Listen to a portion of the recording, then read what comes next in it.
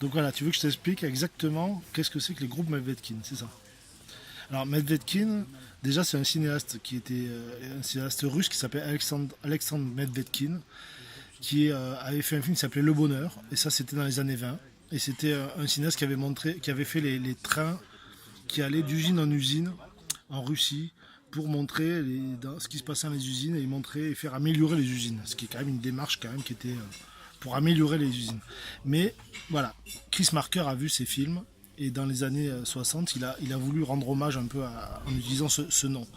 Mais ça n'a rien à voir avec lui. Ce qu'il a fait, lui, c'est qu'il il a été avec Mario Marais dans une grève qui était à la Rodiaceta, qui était une usine de Besançon.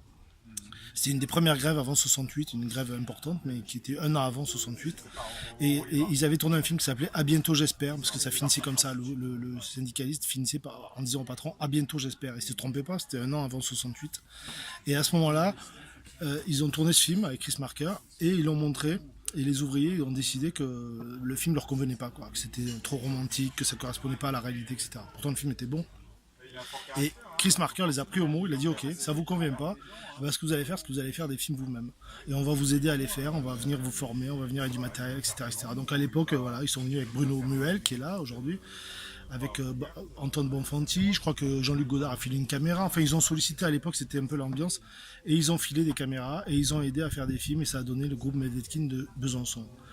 Et par la suite, ça s'est transféré, la même histoire, par l'intermédiaire d'un gars qui s'appelait Paul Seb, qui s'occupait du centre culturel, qui était un génie de l'animation, qui a décidé, et politique, quoi, très engagé, qui a décidé qu'il fallait aussi continuer cette expérience-là différemment à Sochaux, à l'usine de Peugeot. Et donc ça a donné le groupe Mavikin de Peugeot, dans lequel on a vu des films extraordinaires comme ce qu'on a vu ce matin, 11, Peugeot 11 juin 68, où c'est la manif qui a fait 2 morts, enfin l'occupation de la grève de l'usine de Peugeot, dans laquelle Peugeot et les CRS ont fait un carnage, quoi. Ils ont tué 2 personnes quand même, 12 ouvriers, c'est 2 morts de 68 qu'on oublie souvent. Et ils en ont fait un film, voilà. Et puis d'autres films après par la suite jusqu'à Septembre chilien, qui est un film qui a été tourné au Chili.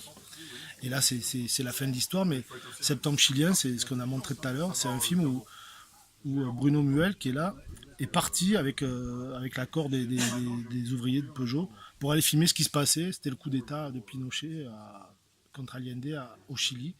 Et il est arrivé au moment où ça venait de se passer, donc il a des images extraordinaires parce qu'il était un des seuls à filmer à ce moment-là, et à filmer le stade, l'enterrement de Pablo Neruda, tout ça. Voilà. Donc j'ai un peu résumé très rapidement, mais voilà en gros ce que c'est que les groupes Medvedkin qui ont duré de 1967 à 1974. Merci.